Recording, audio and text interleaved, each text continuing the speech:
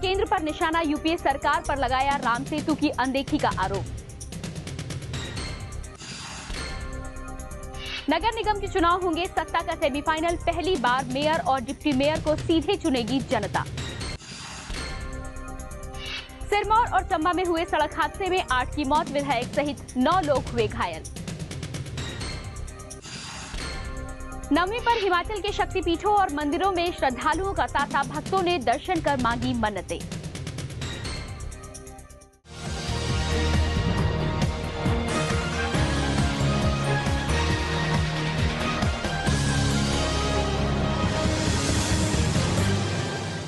नमस्कार, हिमाचल आजकल में आपका स्वागत है। मैं हूं प्रियंका। अपने इस खास न्यूज बुलेटिन में हम आपको दिखाएंगे राज्य की हर वो खबर जिसका सरोकार आपसे है। हिमाचल के मुख्यमंत्री प्रेम कुमार धूमल ने केंद्र की यूपीए सरकार को आड़े हाथों लेते हुए संकीर्ण मानसिकता का आरोप लगाया है। उन्होंने कहा कि केंद्र सरकार संकीर्ण मानसिकता और विदेशी दबाव में आकर भगवान राम के द्वारा बनाए गए राम सेतु को अनदेखा कर रही है। उन्होंने कहा कि राम सेतु को वैज्ञानिक और आध्यात्मिक दोनों ही तौर पर मान्यता मिली है, लेकिन फिर भी राम सेतु को सरकार द्वारा मान्यता नहीं दी जा रही है।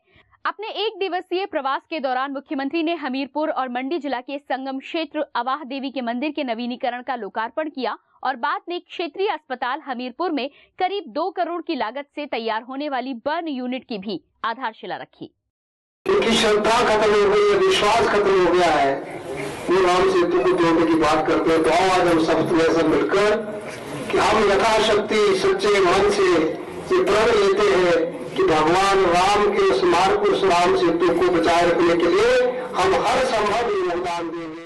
विधानसभा चुनाव से पहले शिमला नगर निगम के चुनाव को सत्ता का सेमीफाइनल माना जा रहा है। नगर निगम के चुनाव मई माह में होने हैं। इन चुनावों में कांग्रेस के सामने अपने किले को बचाने की चुनौती होगी। वहीं भाजपा और माकपा भी नगर निगम शिमला पर नजर गड़ाए हुए है। नगर निगम के मेयर और डिप्टी मेयर को इस बार जनता सीधे चुनेगी। पिछले 25 सालों से नगर निगम शिमला पर कांग्रेस का कब्जा है। अगले महीने शिमला नगर निगम के चुनाव होने हैं। कांग्रेस के सामने नगर निगम ने अपना वर्चस्व कायम करने की बड़ी चुनौती होगी। नगर निगम के चुनाव में ऊपरी शिमला के मतदाताओं का अहम रोल रहता है। इन चुनावों के लिए कांग्रेस, भाजपा और माकपा ने चुनावी रणनीति बनानी शुरू कर दी है। नगर निगम में कांग्रेस पार्षदों की संख्या 15, माकपा पार्षदों की संख्या 2 और भाजपा के पार्षदों की संख्या 8 है। विधानसभा चुनाव से ठीक पहले होने वाले नगर निगम के चुनाव को सत्ता का सेमीफाइनल माना जा रहा है। कांग्रेस प्रदेश अध्यक्ष कौल सिंह ठाकुर नगर निगम चुनाव को लेकर काफी आश्वस्त नजर आते हैं। जवाहरलाल नेहरू शहरी नवीनीकरण मिशन को भी कांग्रेस चुनावी हथियार बनाना चाहती है। जवाहरलाल नेहरू राष्ट्रीय शहरी मिशन है, नवीनीकरण मिशन है, उसमें भी जो है इस सरकार ने कोई डीपीआर बना करके केंद्र सरकार को मंजूरी के लिए नहीं भेजी है। प्रदेश में इस समय भाजपा सत्ता पर काबिज है, लिहाजा नगर निगम चुनाव में सत्ता का फायदा उठाने में भाजपा कोई कसर नहीं छोड़ेगी। भाजपा ने नगर निगम के चुनाव से पहले ही अपनी रणनीति तैयार कर दी है। भाजपा के मंत्री और विधायक चुनाव प्रचार में उतरेंगे। वहीं शिमला में वामपंथियों का अच्छा खासा वोट बैंक है। माकपा शिमला में पार्षद से लेकर विधायक तक का चुनाव लड़ती है। इस बार माकपा नगर निगम के सभी 25 वार्डों में चुनाव लड़ेगी। शहर में जो है वो भाजपा और कांग्रेस का जो है वो विकल्प पेश करेंगे और हम शहर में हमारी ताकत है कि हम इन दोनों को जो है वो छाड़ सकते हैं और इनको हरा सकते हैं। उधर राज्य चुनाव आयोग ने शिमला नगर निगम के चुनाव की प्रक्रिया शुरू कर दी है। चुनाव आयोग ने प्रत्याशियों के लिए चुनाव चिन्ह जारी कर दिए हैं। भूपेंद्र चौहान, हिमाचल आजकल, शिमला। कांग्रेस ने नगर निगम चुनाव से पहले मतदाता सूचियों से लोगों के नाम कटवाने पर कड़ा ऐतराज जताया है। शिमला में नगर निगम के मेयर मधुसूद और कांग्रेस महासचिव कुलदीप राठौर ने कहा है कि भाजपा सरकार ने एक सोची समझी चाल के तहत शहर में रह रहे करीब 20,000 मतदाताओं के नाम मतदाता सूची से कटवा दिए हैं। इसका भाजपा को कोई लाभ नहीं मिलने वाला। उन्होंने कहा कि पिछले नगर निगम के चुनाव में मतदाताओं की संख्या 1 लाख थी, अब वह घटकर 80,000 हो गई है। मधुसूद ने कहा कि मतदाता सूचियों में काटे गए नाम को ठीक करने के लिए प्रशासन द्वारा केवल 6 दिन का ही समय दिया गया है, जो काफी कम है। 1 लाख के करीब जो वोटर थे, अब 80,000 रह गए, यानी कि 20,000 के करीब जो है वोट जो है काटे गए, जो इस बात को इंगित करता है कि सरकार ने जानबूझकर जो है एक विशेष विचारधारा से संबंधित वोटरों को जो है काटने का जो है प्रयास किया। बीजेपी के प्रदेश उपाध्यक्ष कृपाल परमार ने प्रदेश में नए जिले गठित करने की वकालत की है। उन्होंने कहा कि खासकर कांगड़ा प्रदेश का सबसे बड़ा जिला है, लिहाजा यहां के लोगों को सरकार नए जिले के रूप में जल्द तोहफा दे। उन्होंने कहा कि आगामी चुनाव में 3D फैक्टर यानी धूमल डेवलपमेंट और डिस्ट्रिक्ट काफी काम करेगा। उधर चंदर वेलफेयर एसोसिएशन के संयोजक राजीव जामवाल ने पालमपुर को जिला बनाने की मांग की है। उन्होंने मुख्यमंत्री से जिले के जल्द गठन का आग्रह किया है। 3D फैक्टर काम करेगा। एक फैक्टर जिसके बारे में मैंने बात की वो है प्रेमकर धूमल यानी धूमल जी। दूसरा फैक्टर है प्रदेश में डेवलपमेंट, जिसके बारे में मैंने विकास के बारे में आपसे बात की। और तीसरा फैक्टर है छोटे जिलों का गठन। धूमल डेवलपमेंट और डिस्ट्रिक्ट जो है ये हिमाचल प्रदेश में भारतीय जनता पार्टी को फिर से सत्ता में लाने का आधार बने। पालमपुर को भौगोलिक स्थिति, यहाँ के लोगों की तकलीफ, दिक्कतें, उनके मद्देनजर सरकार शीघ्र अतिशीघ्र पालमपुर को जिला बनाए। सिरमौर और चंबा जिले में 2 अलग अलग सड़क हादसों में 8 लोगों की मौत हो गई, जबकि 7 अन्य घायल हुए हैं। चंबा में पठानकोट चंबा मार्ग पर एक मारुति कार दुर्घटनाग्रस्त हो गई। इसमें 8 व्यक्ति सवार थे, इनमें से 2 की मौत मौके पर ही हो गई। उधर सिरमौर जिले में अंधेरी के पास एक कार के दुर्घटनाग्रस्त हो जाने से एक ही परिवार के 5 लोगों की मौत हो गई। गंभीर रूप से घायल संतोष कुमारी की भी नाहन अस्पताल में मौत हो गई। हादसे में मरने वालों की पहचान ढोलना गांव निवासियों के रूप में की गई। फिलहाल हादसों के कारणों का पता नहीं चल पाया है। उधर एक अन्य सड़क हादसे में रेणुका के भाजपा विधायक हृदय राम और उनके बेटे को चोटें आई हैं। कालावन के पास हरियाणा के सीमाई क्षेत्र में उनकी बोलेरो गाड़ी सड़क पर पलट गई। वाहन पूरी तरह से क्षतिग्रस्त हो गया है, लेकिन विधायक और उनके परिवार के सदस्य सुरक्षित बच गए। नाहन में हड्डी रोग विशेषज्ञ नहीं है, इसलिए विधायक को उपचार के लिए चंडीगढ़ भेजा गया है।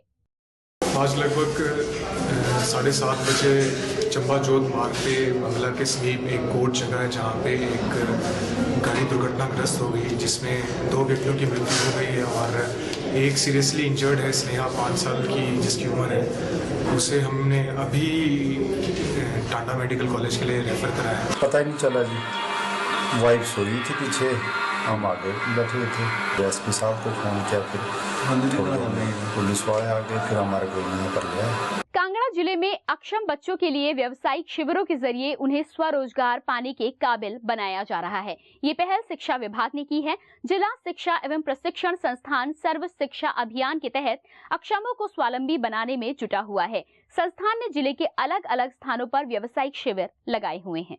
15 से 18 साल की आयु के अक्षम बालक बालिकाओं के लिए सर्व शिक्षा अभियान नई सौगात लेकर आया है। ऐसे बच्चों के लिए स्वरोजगार प्राप्त करने के व्यावसायिक शिविर लगाए गए हैं। इसमें बालिकाओं को सिलाई का प्रशिक्षण दिया जा रहा है, जबकि दूसरे बच्चों को विभिन्न प्रकार के उत्पाद तैयार करने के गुर सिखाए जा रहे हैं। ऐसे उत्पाद बनाने में महारत हासिल करवाई जा रही है, जिनकी बाजार में मांग ज्यादा है और सप्लाई कम। अक्षम बच्चे भी ऐसे शिविर में हिस्सा लेकर काफी खुश हैं। उन्हें प्रशिक्षण के जरिए अपनी दक्षता के दम पर रोजगार पाने के अवसर मिलने की उम्मीद जगी है। कांगड़ा के उपायुक्त RS गुप्ता ने ऐसे ही एक प्रशिक्षण शिविर में अक्षम बच्चों की हौसला अफजाई करने पहुंचे। उन्होंने ऐसे बच्चों को बैंकों के माध्यम से 4% दर पर ब्याज देने और बालिकाओं को रेड क्रॉस से सिलाई मशीनें देने की बात कही। बच्चों को वोकेशनल ट्रेनिंग यहाँ पे सर्व शिक्षा अभियान के माध्यम से दी जा रही है। इसके लिए मैं सर्व शिक्षा अभियान के हमारे जो DPO हैं और धर्मेंद्र जी जो यहाँ पे इस कार्यक्रम को देख रहे हैं, मैं इनको बधाई देना चाहूँगा। एक सरप्राइज विजिट के तौर पे मैंने आज यहाँ पे विजिट किया। सभी के लिए 15,000 रुपए तक 4% ब्याज दर पे DRI रेट ऑफ इंटरेस्ट पे इनको मैं कोशिश करूंगा कि इनको वो भी लोन दिलाया जाए ताकि आगे भी अपना काम धंधा अपना सके। बहरहाल ये प्रशिक्षण अक्षम बच्चों के लिए बेहद कारगर साबित हो रहे हैं। निर्भजीत सिंह लिप्पी, हिमाचल आजकल, धर्मशाला। फिलहाल रुकेंगे एक छोटे से ब्रेक के लिए। ब्रेक के बाद भी खबरों का सिलसिला जारी रहेगा। देवभूमि का सजग प्रहरी, हिमाचल आजकल। हिमाचल प्रदेश की राजनीतिक हलचल, सामाजिक चहल पहल, सांस्कृतिक व धार्मिक रबतों का बेहतरीन व अद्भुत संगम। देखिए हिमाचल आजकल प्रतिदिन रात्रि 9 बजे सिर्फ दिशा चैनल पर। ब्रेक के बाद आपका स्वागत है और अब एक नजर हेडलाइंस पर। धूमल ने साधा केंद्र पर निशाना, यूपीए सरकार पर लगाया राम सेतु की अनदेखी का आरोप। नगर निगम के चुनाव होंगे सत्ता का सेमीफाइनल, पहली बार मेयर और डिप्टी मेयर को सीधे चुनेगी जनता। सिरमौर और चंबा में हुए सड़क हादसे में 8 की मौत, विधायक सहित 9 लोग हुए घायल। नवमी पर हिमाचल के शक्तिपीठों और मंदिरों में श्रद्धालुओं का तांता, भक्तों ने दर्शन कर मांगी मन्नतें। प्रदेश के शक्तिपीठों और प्रमुख मंदिरों में रामनवमी का पूजन बड़ी धूमधाम से किया गया। आज लाखों श्रद्धालुओं ने मंदिरों में लंबी लंबी कतारों में खड़े होकर मां के दर्शन किए। नवरात्र का 9वां दिन मां सिद्धिदात्री का दिन होता है। इस दिन संपूर्ण सिद्धियों को पूर्ण करने वाली मां सिद्धिदात्री की उपासना की जाती है। मर्यादा पुरुषोत्तम भगवान श्री राम के जन्म रामनवमी के अवसर पर मंदिरों में भक्तों की भारी भीड़ देखने को मिली। रामनवमी और नवरात्र के 9वें दिन मां नैना देवी और चिंतपूर्णी में भक्तों का तांता लगा रहा। प्रदेश के शक्तिपीठों और प्रमुख मंदिरों में लाखों श्रद्धालुओं ने माथा टेका और नवमी पूजन किया। विश्व विख्यात मां नैना देवी मंदिर में 9वें नवरात्र पर भक्तों का हुजूम उमड़ा रहा। मां नैना देवी मंदिर के बारे में कहा जाता है कि यहाँ देवी सती के नेत्र गिरे थे, जिसके कारण प्रमुख शक्तिपीठों में से एक है। कहते हैं कि इस मंदिर की खोज पांडवों ने अपने अज्ञातवास के दौरान की थी। इतना ही नहीं, यहाँ एक हवन कुंड भी है, जहाँ हमेशा धूना प्रज्वलित रहता है। वहीं मुख्य शक्तिपीठों श्री ज्वालामुखी, श्री बिरजेश्वरी और श्री चामुंडा नंदिकेश्वर धाम गुंजायमान होते हैं। लेकिन नवरात्र के मौके पर इन शक्तिपीठों की आभा निराली होती है। शक्तिपीठों से जुड़ी प्रगाढ़ आस्था के वशीभूत होकर श्रद्धालु दूर दूर से यहाँ आते हैं। कहते हैं ज्वाला देवी पहला ऐसा तीर्थ है जहाँ आदि शक्ति किसी मूर्त रूप में न होकर साक्षात ज्योति रूप में विराजमान है, जहाँ श्रद्धालु ज्योति का दर्शन कर पुण्य प्राप्त करते हैं। एक कथा के अनुसार यहाँ माँ ज्वाला ने राजा अकबर के अभिमान को चूर चूर कर दिया था। वहीं ब्रजेश्वरी धाम कांगड़ा में माँ भवानी पिंडी रूप में विराजमान है। ये मंदिर सर्वधर्म परिचायक है। इसी तरह चामुंडा धाम में माता चामुंडा मूर्ति रूप में विद्यमान है। उधर सिरमौर महामाया माता बाला सुंदरी मंदिर त्रिलोकपुरी में आज नवमी के अवसर पर लाखों श्रद्धालु ने माता के दर्शन कर खुद को पावन किया। सुबह 4 बजे ही मंदिर के कपाट खोल दिए गए। उसी समय से श्रद्धालुओं का सैलाब उमड़ा रहा। 23 मार्च से शुरू हुए नवरात्र मेले में अब तक 5 लाख से अधिक श्रद्धालु शक्तिपीठ मां बाला सुंदरी के मंदिर पहुंच चुके हैं। अब तक मंदिर में 86 लाख रुपए की नकदी के अलावा 44 ग्राम सोना, 9 किलो 523 ग्राम चांदी चढ़ावे के रूप में मिली है। ब्यूरो रिपोर्ट, हिमाचल आजकल।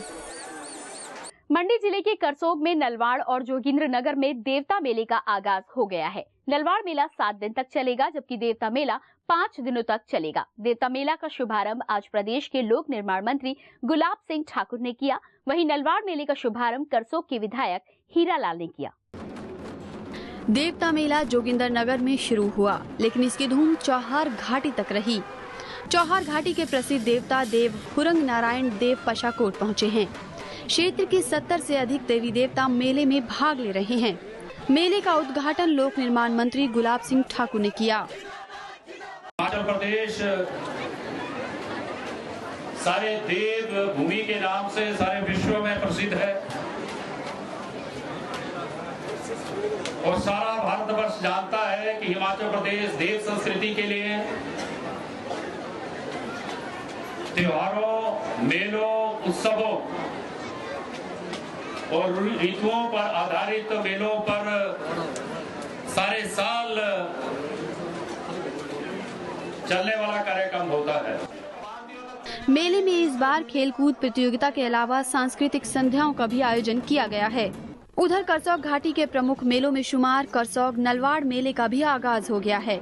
पारंपरिक वाद्य यंत्रों की थाप पर प्रसिद्ध सिद्धपीठ ममलेश्वर महादेव मंदिर ममैल से देव रथों की भव्य शोभा यात्रा मेला मैदान तक निकाली गई। इस शोभा यात्रा में जहां घाटी के लोगों ने बढ़ चढ़कर शिरकत की, वहीं प्रशासनिक अधिकारियों ने भी इसमें भाग लिया। भक्ति में माहौल और उल्लास के बीच देवरथों की शोभा यात्रा मेला मैदान तक पहुंची। मेले का उद्घाटन करसोग के विधायक हीरालाल ने वृक्ष पूजन के साथ किया। मेला अधिकारी सत्येंद्र ठाकुर ने कहा कि 7 दिवसीय इस मेले में स्थानीय लोगों के मनोरंजन के लिए 3 सांस्कृतिक संध्याओं का भी आयोजन किया जा रहा है, जिसमें प्रदेश के प्रसिद्ध गायक कलाकार लोगों का मनोरंजन करेंगे। उन्होंने बताया कि मेले का समापन 7 अप्रैल को प्रदेश के वन मंत्री खीमी राम करेंगे। हिमाचल आजकल के लिए जोगिंदर नगर से सुभाष एरी और करसोग से यशपाल गुप्ता। परवाणु नगर परिषद ने 5 करोड़ 31 लाख का वित्तीय वर्ष बजट पारित किया। इसकी खास बात यह है कि इसमें पुरानी योजनाओं के साथ नई योजनाओं को चलाने की घोषणाएं की गईं। वार्षिक बजट में कन्या छाया नाम से योजना शुरू करने की घोषणा की जा रही है। नगर परिषद ने मासिक बैठक में वित्तीय वर्ष 2012-2013 नई योजनाओं के साथ पारित किया।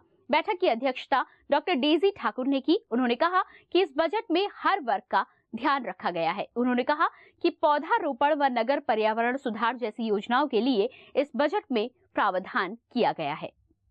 कन्या भ्रूण हत्या के अगेंस्ट हम थोड़ा सा इनकरेज कर रहे हैं कि लोग इस बात को एक्सेप्ट करें और कन्या के बर्थ को इनकरेज करें। उसके लिए कन्या छाया नाम से हमने एक स्कीम शुरू की है। उमंग फाउंडेशन ने कल्याण सलाहकार बोर्ड और सामाजिक न्याय एवं अधिकारिता विभाग पर सुन्नी के बसंतपुर के वृद्ध आश्रम में रह रहे लोगों के मानव अधिकार हनन का आरोप लगाया है। शिमला में उमंग फाउंडेशन के अध्यक्ष अजय श्रीवास्तव ने कहा कि बसंतपुर वृद्ध आश्रम में 19 लोग रह रहे हैं जिनकी हालत बदतर हो गई है। इन लोगों को आश्रम में आधारभूत स्वास्थ्य सुविधाएं नहीं मिल पा रही हैं। इतना ही नहीं, आश्रम में लोगों को दूसरी सुविधाएं भी नहीं मिल रही हैं। उन्होंने कहा कि वृद्ध आश्रम में रह रहे इन लोगों का मानसिक संतुलन खोने लगा है। बावजूद इसके प्रदेश कल्याण सलाहकार बोर्ड व सामाजिक न्याय एवं अधिकारिता विभाग इस ओर कोई ध्यान नहीं दे रहा। मानवाधिकारों का खुला उल्लंघन हो रहा है, जिसमें सबसे बड़ा उल्लंघन मानसिक स्वास्थ्य अधिनियम का है। उनके जो मानसिक अधिकार हैं, उनकी मानसिक अधिकार है, उनको इलाज का अधिकार है, उसका उल्लंघन हो रहा है। ये सारी चीजें ऐसी हैं जो बहुत गंभीर हैं। राज्य सरकार ने गाइडलाइंस बनाई, लेकिन 3 महीने से ज्यादा हो गया है, उनका पालन खुद राज्य सरकार नहीं कर रही है।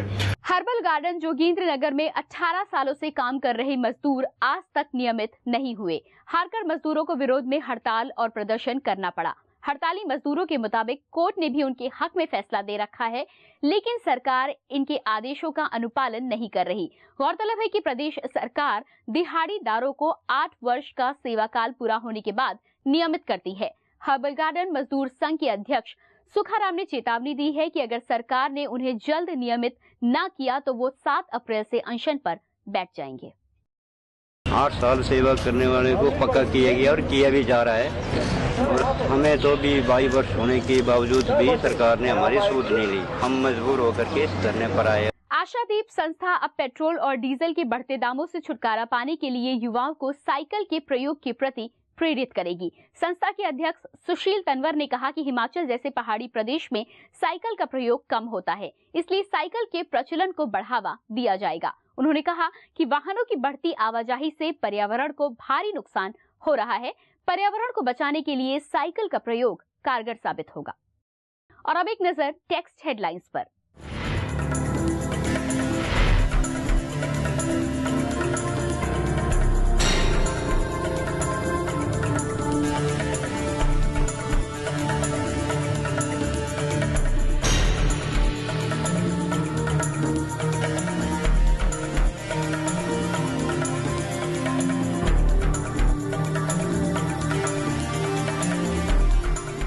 अभी के लिए बस इतना ही। हिमाचल की ताजा तरीन खबरों के साथ हम फिर होंगे हाजिर। तब तक के लिए नमस्कार। हिमाचल आजकल से जुड़ी किसी भी प्रतिक्रिया या सुझाव के लिए संपर्क करें कृष्ण भानु, ठाकुर वाटिका, खलीनी, शिमला 2। Phone number 09816901200, 017726294111। हमारा ईमेल आईडी है himachalastkal@gmail.com।